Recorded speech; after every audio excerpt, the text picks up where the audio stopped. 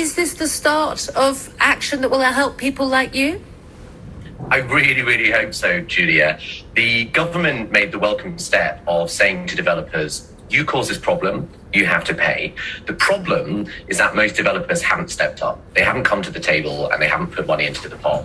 And this is none so more true of Grey GR, who are the developers behind Vista Tower, as you say. In fact, my developer, Boogler Developments, has done exactly the same as Grey GR. They've not come to the table, they've not put money in the kitty. And as a consequence, we, in my block, sort of young families, older people, we're a very diverse group of residents, are left in limbo.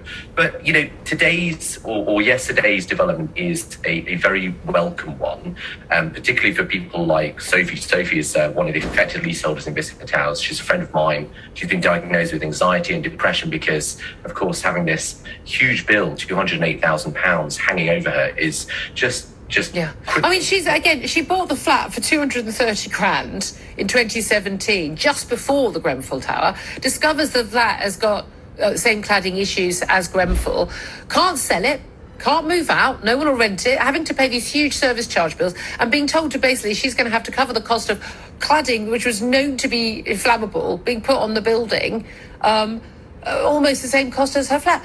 Who on earth has got to spare £208,000?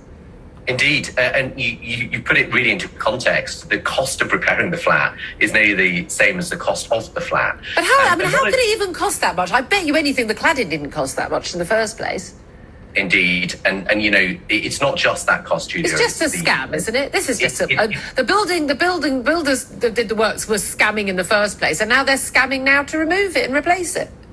Well, we've seen ridiculous costs come from removal of cladding, not just that, but from waking watches where leaseholders having to pay thousands of pounds a month for a person to effectively watch the building. Ditto with insurance costs as well. Yeah. It's just one of the many examples of the huge and, to be quite honest, unbelievable, incredible costs that leaseholders are having to pay.